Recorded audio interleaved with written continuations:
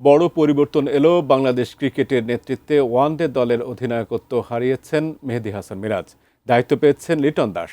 এর মাধ্যমে দুই অধিনায়কের নীতিতে ফিরল বিসিবি। বুধবার মিরপুর বিসিবির বর্তমান পর্ষদের তৃতীয় সভায় এই সিদ্ধান্ত নেওয়া হয়। শেষ পর্যন্ত গুঞ্জনই সত্যি হলো। মেহেদী হাসান মিরাজকে সরিয়ে ওয়ানডে দলের অধিনায়ক করা হয়েছে লিটন দাসকে। পাশাপাশি টি-20 দলের নেতৃত্ব তার হাতেই থাকছে। ডানহাতি ব্যাটসম্যান তাহিদ হৃদয় ওয়ানডে দলের সহ অধিনায়ক।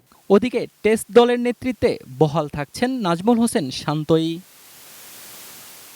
মাত্র ৩ মাস আগেই মিরাজকে ২০২৭ বিশ্বকাপ পর্যন্ত ওয়ানডের অধিনায়ক ঘোষণা করেছিল আমিনুল ইসলাম বুলবুলের বোর্ড। কিন্তু তামিম ইকবালের নতুন বোর্ড বিশ্বকাপের ১.৫ বছর বাকি থাকতেই সিদ্ধান্ত বদলে দিল।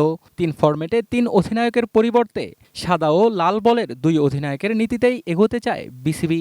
যখন আপনার ৩টা ক্যাপ্টেন থাকবে, প্রতিটা ক্যাপ্টেন তার ফরম্যাটে কিন্তু চাইবে তার বেস্ট পেস বোলারকে খেলাইতে। সে ওটা ডিমান্ড করে, সেটা চায়। সো এইসব ধরনের অনেক ইস্যুসই ফেস করতে হয় when you have 3 different captains. Now when you have a white ball and a red ball captain, I think they can plan. শুধু নেতৃত্বের কাঠামো বদলই নয়, সিদ্ধান্তের পেছনে ছিল পারফরম্যান্সের হিসাবও। মিরাজের নেতৃত্বে ঘরের মাঠে ওয়েস্ট ইন্ডিজ, নিউজিল্যান্ড, পাকিস্তান ও অস্ট্রেলিয়ার বিপক্ষে সিরিজ জিতলেও বিদেশের মাটিতে সাফল্য সীমিত। ১৩ ওয়ানডেতে জয় মাত্র ২টিতে।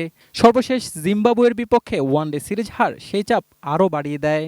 ওর যে পারফরমেন্স দেখে যেটা নিয়ে আমরা অভ্যস্ত, we want him in that level. তার চেয়ে বড় কথা হলো we have to come out of this 3 format captain. It has to be 2 in my opinion, possibly 1 in the future maybe. Board সভাপতির দাবি, মিরাজের সঙ্গে আলোচনা করেই পরিবর্তন আনা হয়েছে। ওয়ানডে দলের অধিনায়কত্ব হারালেও আগের মতোই টেস্ট দলের সহ অধিনায়ক থাকছেন তিনি।